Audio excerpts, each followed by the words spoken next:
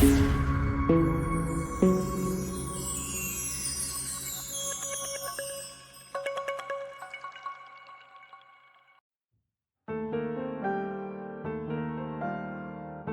at the time when Amraphel was king of Shinar, Arioch king of Elasar, Kedorlaomer king of Elam and Tidal king of Goyim. To these kings went to war against Bera king of Sodom, Bersha king of Gomorrah, Shinab king of Admah, Shemeber king of Zeboim, and the king of Bela, that is, Zor. 3 All these latter kings joined forces in the valley of Siddim, that is, the Dead Sea Valley. For 12 years they had been subject to Kedorlaomer, but in the 13th year they rebelled. 5 In the 14th year, Kedorlaomer and the kings allied with him went out and defeated the Rephates in Ashtaroth Karnam, the Zuzites in Ham, the Amites in Shaveh Kiriath Haim 6, and the Horites in the hill country of Seir, as far as El Paran near the desert. 7 Then they turned back and went to En Mishpat, that is, Kadesh, and they conquered the whole territory of the Amalekites, as well as the Amorites who were living in Hazaz and Tamar. 8 Then the king of Sodom, the king of Gomorrah, the king of Admah, the king of Zeboim, and the king of Bela, that is, Zor, marched out and drew up their battle lines in the valley of Siddim. 9 Against Kedorlaomer king of Elam,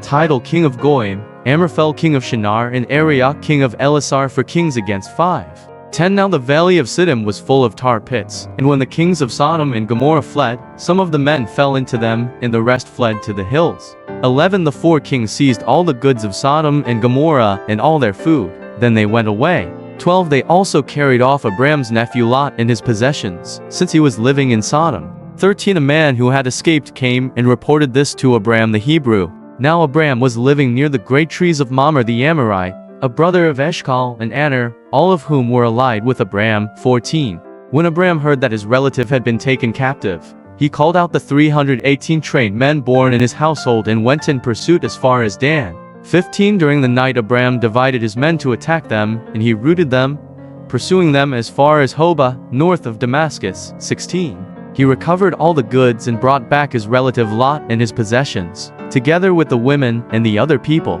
17 After Abram returned from defeating Kedorlaomer and the kings allied with him, the king of Sodom came out to meet him in the valley of Shaveh, that is, the king's valley. 18 Then Melchizedek king of Salem brought out bread and wine. He was priest of God Most High. 19 And he blessed Abram, saying, Blessed be Abram by God Most High, creator of heaven and earth. 20 And praise be to God Most High, who delivered your enemies into your hand.